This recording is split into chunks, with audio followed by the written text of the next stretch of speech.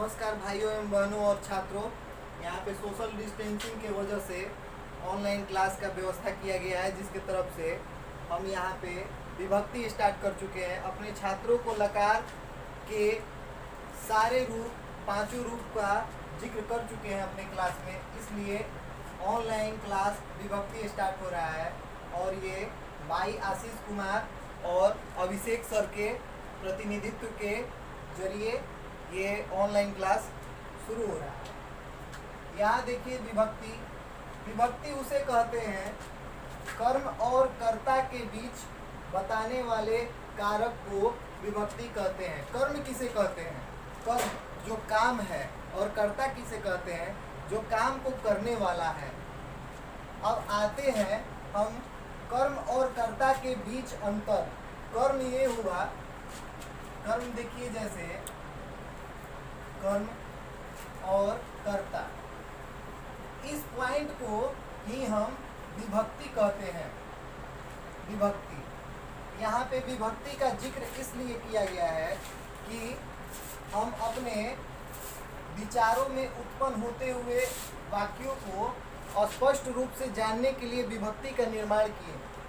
आइए हम आते हैं अब विभक्ति और कारक और उसके चिन्ह संकेत पर।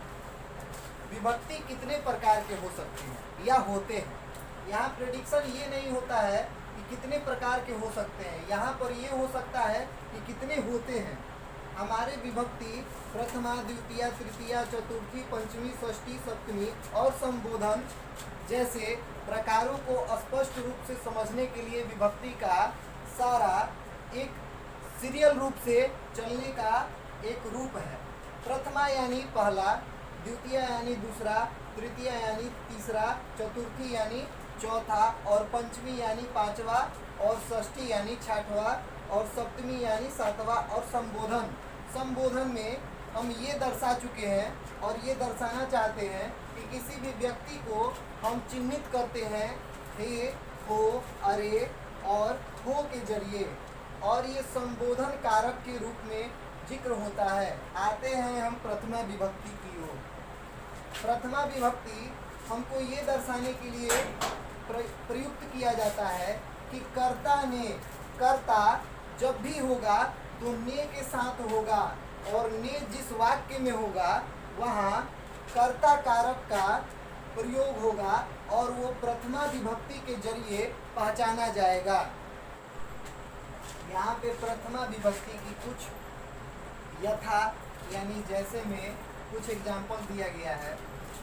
राम पानी पीता है, यहाँ पे ने नहीं लगा हुआ है वाक्य में, तो ये कर्ता कैसे हुआ? यहाँ ने छूट सकता है, राम ने पानी पिया, ये भी हो सकता है, या राम पानी पीता है। ये दोनों ही कर्ता कारक यानी प्रथमा विभक्ति के ही अनुसार आते हैं। इसमें कोई भी निसंदेह और संदेह की कोई भी बात नहीं होनी चाहिए। यहाँ पे दूसरा एग्जाम्पल दिया गया है। अलका और सरला ने भोजन पकाया। अलका सरला च भोजनम अपचताम, यहाँ ने लगा हुआ है, इसलिए ये पता चलता है कि ये कर्ता कारक है। लेकिन यहाँ पे ये बात नहीं प्रकट हो रही है, लेकिन इसको पकड़ना जरूरी है। हमारे सभी छात्रों को ये बात जानना जरूरी है कि दूसरे से पहले वाला काफ़ी इम्पोर्टेंट है, क्योंकि इसमें ने नहीं लगा हुआ है तो हम कैसे पकड़ें। यहाँ देखिए, राम ने पानी पिया, ये भी हो सकता है, लेकिन यहाँ पे जानबूझ के हमने नहीं लिखा है। वो बात, सारी बातें यहाँ पे स्पष्ट होती है कि राम ने पानी पिया, ये हो सकता है, लेकिन इसको हमने नहीं लिखा है, क्योंकि ये बातें ने तो दर्शाती है कर्ता कारक, लेकिन ये कैसे दर्शाएगी? ये भी दर्शाती है कर्ता कारक, इसलिए इसको हम लिखना चाहते हैं कि राम पानी पीता है। अब इसको ता है यानी नट लकार के अनुसार ये प्रथमा विभक्ति यानी कि एक वचन में आएगी, और यहाँ पे सारे सेंटेंस को बनाने में उपयुक्त रूप से अच्छी तरह से हम प्रथमा विभक्ति को समझ पाएंगे।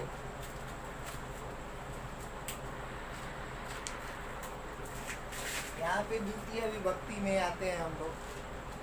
द्वितीय विभक्ति का फर्स्ट एग्जाम्पल यानी जैसे में हमने ये बताना चाहा है कि यहाँ पे जैसे कर्ता में ने छुपा रहता था उस प्रकार से कर्म में को छुपा हुआ है। तो यहाँ पे दिग्भ्रमित नहीं होना है कि यहाँ पे को नहीं है तो द्वितीय विभक्ति यानी कर्म कारक होगा या नहीं। यहाँ पे बात ये समझने वाला है कि कर्ता का प्रभाव यहाँ पे नहीं पड़ के कर्म पे प्रभाव पड़ रहा है।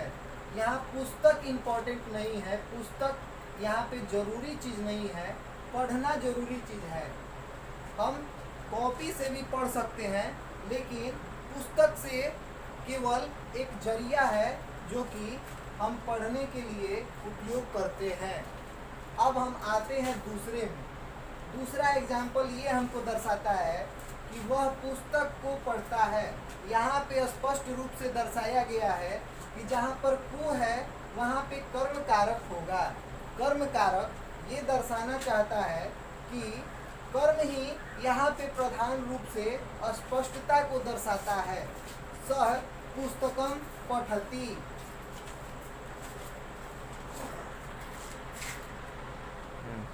तृतीय विभक्ति में हमने ये दर्शाने का कोशिश किया है कि जहाँ को है वहाँ डिस्ट्रैक्ट नहीं होना है या यहाँ पे समझने का कोशिश करना है कि असहिष्णुता को उदारता से ही जीता जा सकता है।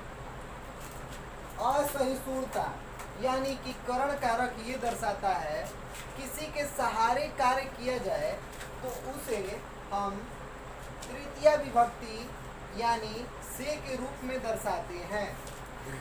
असहिष्णुता को उदारता से जीतना चाहिए। असहिष्णुता यहाँ पे ये दर्शाता है कि पाप को उदारता से हम जीत सकते हैं। यहाँ पे ये इम्पोर्टेंट नहीं है, यहाँ पे उदारता जो आ रही है असहिष्णुता को खत्म करने के लिए आ रही है और उसके बाद असहिष्णुता का कहीं उदय नहीं होगा, इसलिए उदारता ही वहाँ पे प्रधानता दर्शाएगी। इस प्रकार असहिष्णुताम उदारतया जयतु।